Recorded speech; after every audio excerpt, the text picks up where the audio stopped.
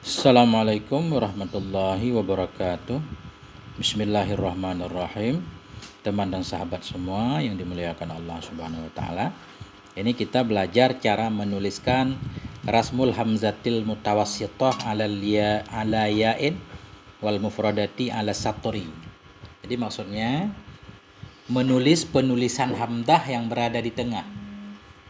Penulisan hamzah yang berada di tengah di atas ya. Kapan, dalam kondisi bagaimana hamzah baru kita tulis di atas ya. Hamzah yang berada di tengah kalimat kita tulis di atas ya. Apa syarat-syaratnya? Kemudian wal mufradah ala satri, kapan pula hamzah di tengah kalimat kita tulis secara sendiri dia. Bukan di atas ya, bukan di atas alif, bukan di atas waw. Ini berhubungan dengan pembahasan sebelumnya, yaitu hamzah di ujung kalimat. Jadi sebelumnya kita perlu tahu dulu kuwatul harakah. Nah ini penting, kekuatan harokat. Sebagaimana sebelumnya, harakat paling kuat itu kasrah. Dan kasrah itu munasabatnya dengan ya. Seperti dalam istilah mad ilmu tajwid. Kalau ya berarti dikehendaki sebelumnya kasrah. Kemudian harakat kuat kedua yaitu dhammah. Dhammah itu munasabatnya dengan waw. Kemudian yang ketiga fathah. Fathah munasabatnya alif.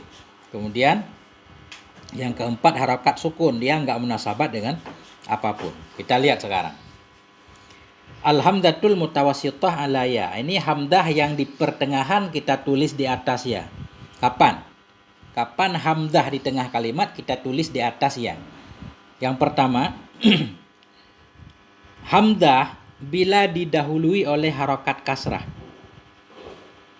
Bila hamzah didahului oleh harakat kasrah, maka hamzah itu mesti di atas ya, tanpa melihat harokat hamzah itu sendiri.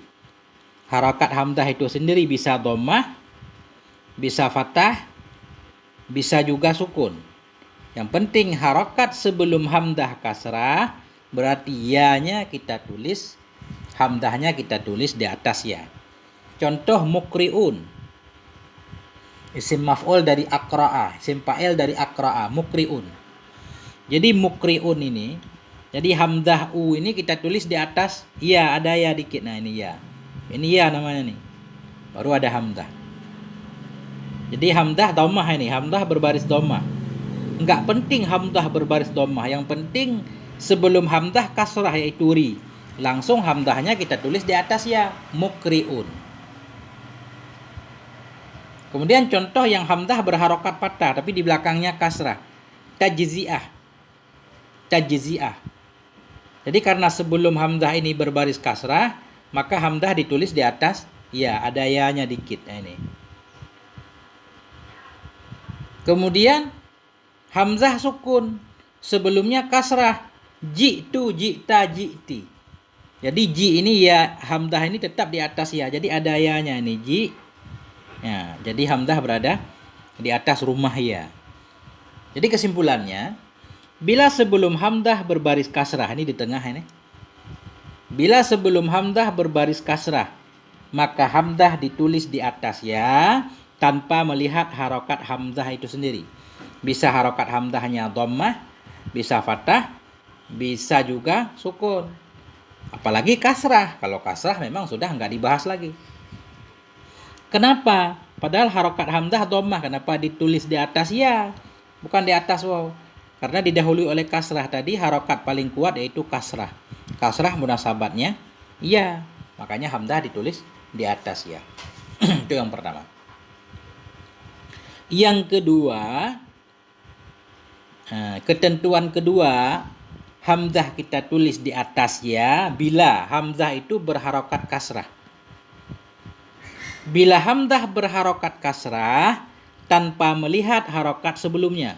Apapun harokat sebelumnya, hamzah mesti ditulis di atas ya. Contoh su'ila. Jadi su'ila. Jadi hamzah ini berbaris kasrah i, makanya hamzah ditulis di atas ya. Jadi su'ila ini ya ini. Nah, ini dianggap ya. Karena hamzahnya berbaris kasrah, walaupun sebelumnya dhammah su, enggak apa-apa, tetap hamzah ditulis di atas rumah ya. Kemudian contohnya yain. Jadi yainu atau yaina. Yain. Jadi karena hamzahnya berbaris kasrah, walaupun sebelumnya fathah nggak apa-apa, tetap dia harus di atas rumah ya. Kemudian contohnya sailun. Sailun ini ini ada ya-nya nih, sai. Kenapa? Hamzahnya kasrah, walaupun sebelumnya sukun nggak pengaruh, dia tetap di atas rumah ya. Kemudian mabadi'i, lima badi'i. Jadi memang hamzahnya kasrah didahului oleh kasrah, tambah kuat lagi dia harus di atas rumah ya. Kesimpulan sementara, hamzah kita tulis di atas ya bila berada di tengah kalimat. Pertama, bila sebelum hamzah berharokat kasrah. Sebelum hamzah berharokat kasrah, apapun harokat hamzahnya nggak penting, ketika itu hamzah harus di atas ya. Yang kedua, lihat harokat hamzahnya.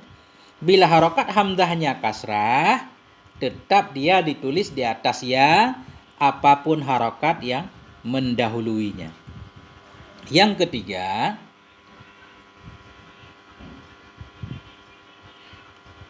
sebelum hamzah ada ya sukun.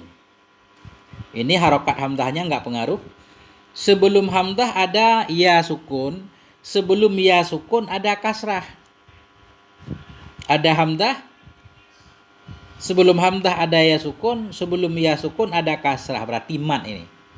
Ketika itu hamzah harus ditulis di atas ya. Karena ini sama saja dengan ini. Hamzah yang didahului oleh sukun. Tadi hamzah yang didahului oleh sukun tetap hamzah di atas ya. Begitu juga hamzah yang didahului oleh ya sukun, kemudian sebelum ya kasrah, berarti mat. Ini sama aja berarti sebelum hamzah sama dengan kasrah. Ketika itu hamzah di atas ya. Contoh misalkan yajiun. Yajiun. Jadi sebelum hamzah ini ada ya sukun, sebelum ya sukun ada jim kasrah, ji. Jadi ketika itu hamzah di atas ya. Yajiun, fi'il mudhari'. Bi'ah. Bi'ah. Jadi sebelum hamzah ada ya sukun, sebelum ya sukun ada kasrah bi. Ketika itu hamzah ditulis di atas ya tanpa melihat harokat hamzah patah atau dhammah. Bi'ah. Begitu. Mungkin perlu kesimpulan sekali lagi. Hamzah bila berada di tengah kalimat kita tulis di atas ya di 3 tempat. Pertama, sebelum hamzah berbaris kasrah. Apapun baris hamzahnya nggak penting.